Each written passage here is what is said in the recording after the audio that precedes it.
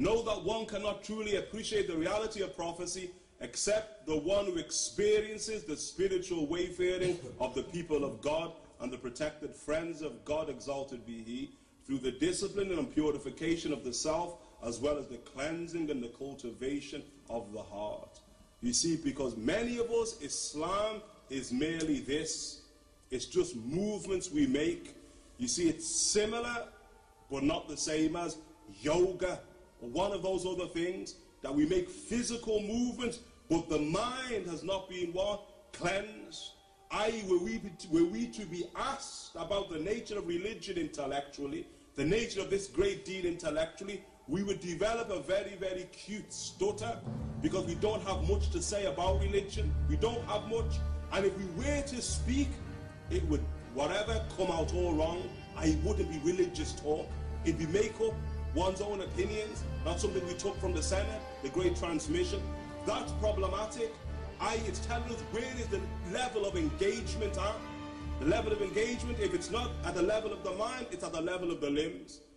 And if it's at the level of the mind, then one can move beyond, what is that? The level of the soul, which is where religion is really at.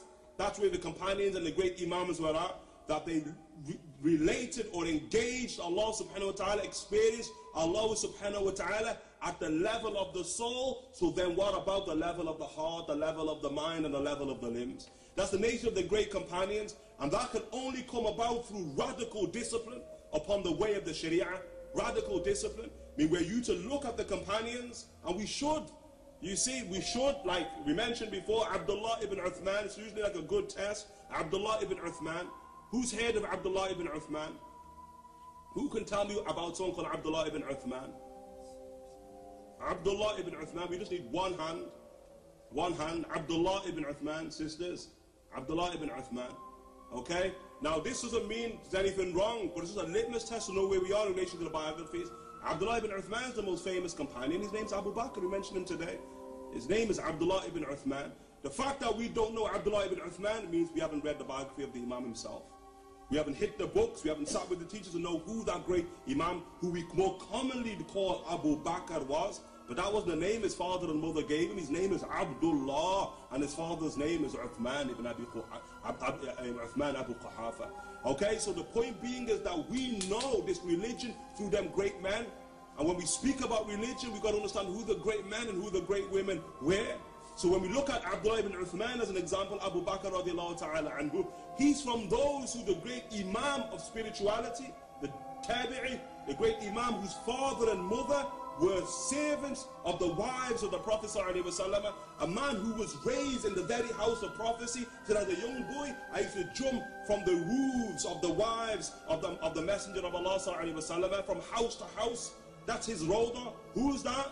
Anyone know? Hassan al-Basri, the great Imam Hassan al-Basri. Don't be fooled by the name al-Basri, because he later moves to Basra, but he's born and raised inside the Medina al-Munawwara, in the very house of prophecy, Hassan al-Basri. And he's the one who said, Ra'aytu unasan, I saw the people, law ra'aytahum, were you to see them, lahasibatuhum majani, you would consider them to be mad people, madmen. The type of things they used to do. Like Abu Bakr, Abdullah ibn Uthman, Abu Bakr radiallahu ta'ala anhu, for 12 years would place rocks in his mouth, just to discipline his tongue. 12 years. You see, that's the Imam, the person we can say Abu Bakr radiallahu ta'ala anhu. You see, that's the Imam that when the Shia raised their ugly tongue against what? Against the Sunnah, the Imams of the Sunnah, like Abu Bakr, how could he speak about Abu Bakr? See, why don't we speak about Abu Bakr? What do we know about the Imam himself radiallahu ta'ala anhu? And were you to go through any of these companions, you would find them to be radical. And radical, I don't mean radical in terms of the way the modern media speaks, but maybe they would be as well. I'm pretty sure if Abu Bakr was here, he'd be considered one of them radicals that maybe the media would speak about. But they were radical by any definition of the term. Radical in terms of the food that they approached. Abu Bakr radiallahu ta'ala would eat once, what we would call a snack, every 3 days. Every 3 days. The Sahaabah radiallahu ta'ala anhum would go to the toilet once every 3 days. Can you imagine that? That they normative pattern to go relieve themselves once every 3 days, because not much goes in. Radical in terms of food, radiallahu ta'ala anhum. Radical in terms of worship. People would spend the entire night in prayer. Radical in terms of dhikr, Abdullah ibn Umar saying Usama ibn Zayd, اذكر الله حديث أحمد حتى يقول الناس أنك مجنون. That they would, that's why you just see their tongues moving like buzzing bees in the dhikr of Allah subhanahu wa ta'ala.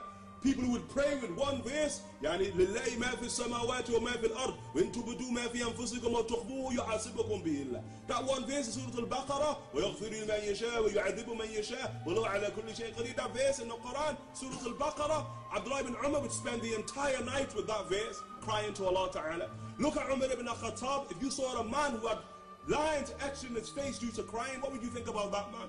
That's the great Umar ibn Khattab, lines etched through his face. What would we think about a man who comes to the mosque with what? Patches upon his clothes. Patches, 12 patches, some of them made out of what? Out of animal skin. What would you think about him? ذاك Umar ibn Khattab. That was Umar radiallahu ta'ala anhu. One garment patched radiallahu ta'ala anhu. Look at the Prophet sallallahu alayhi wa sallam. What would we think about a man who mends his own sandals? And when he's given a new pair, just a new strap, and he's in prayer, and he says, it distracted me in prayer, get rid of it. Get rid of it, yani. That's the Prophet Muhammad sallallahu alayhi wa sallam. Give me the old strap, I'll mend it, I'll fix it. Yani, khalas, doesn't distract me from my purpose in life. You could go through all of the Sahaba. You mentioned saying Ali bin Abi Talib, sleeping upon the ground, sleeping. You see, we'd be saying, you're overdoing it, yani. The deen doesn't need you to go that far. You see, just everything has a right. Even the dunya, ya akhi, has a right over you. I mean, how do we try and explain that away? But you look at the Sahaba radiallahu ta'ala anhum, radical, because it's that radical renunciation and this radical turning towards the Sharia to Allah. This the Safina to Nuh, as Imam Malik says, the ark. He says, "Man rakibaha naja." The one who rides upon it is saved, and the one who doesn't, gharq, he says, is drowned. Imam Malik radiallahu ta'ala an says about the Sharia.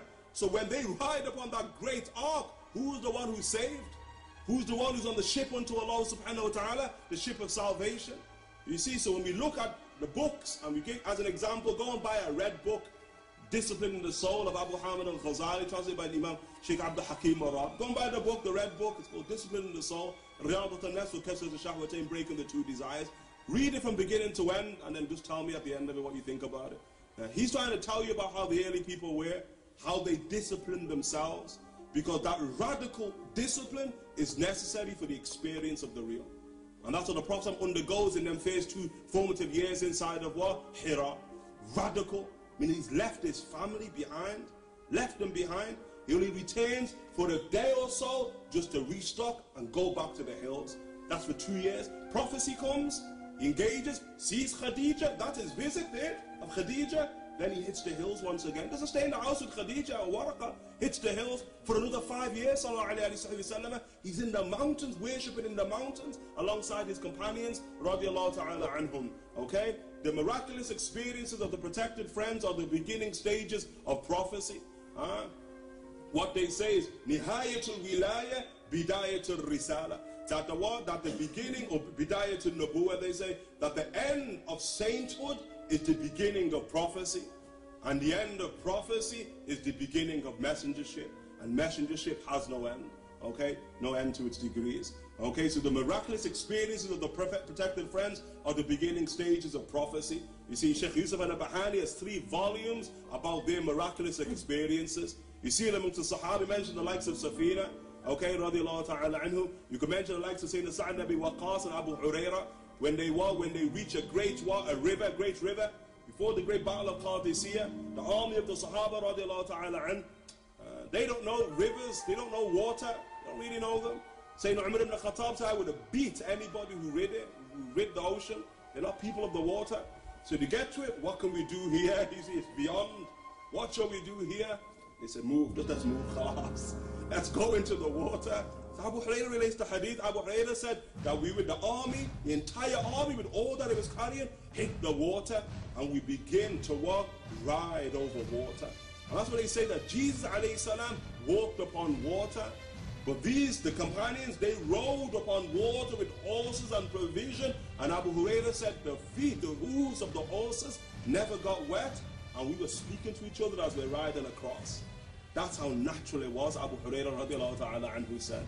Or you can look at the likes of Sayyidina Umar ibn Khattab. You hear about the great floods that we're experiencing. And Umar ibn Khattab radiallahu ta'ala anhu, Sayyidina Amr ibn al-As in Egypt, he says that the Nile floods. And anytime it floods and kills many a person and destroys the crops, besides in the fertile land, besides the Nile, that the Egyptians, the Copts, take it upon themselves, pagan act, to take quote unquote a virgin girl and throw it inside of the Nile in order to appease the Nile.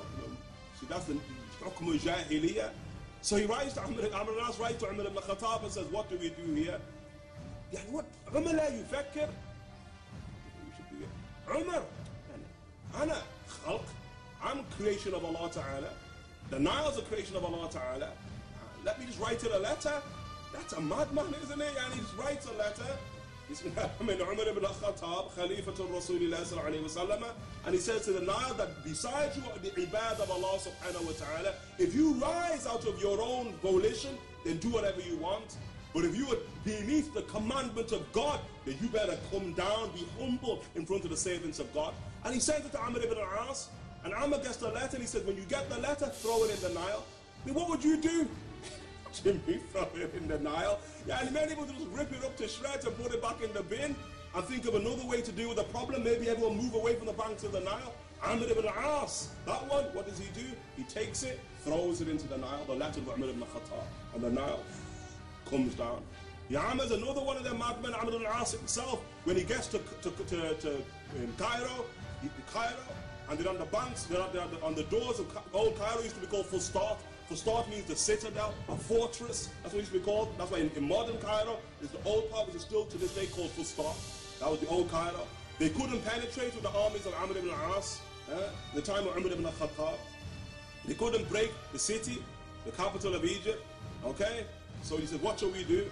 Amr ibn al-As said, I've got an idea. He said, what is that? He said, you see the boulders we put the rocks on? We fire up the walls to break. That's not working, is it? They built a really good fortress.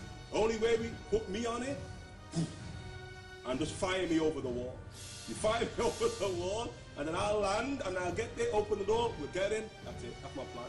They're like, hey, Amr, what's all that about? And he says, the only way we're going to get in. He says, if that's the only way, let one of us go. He said, no.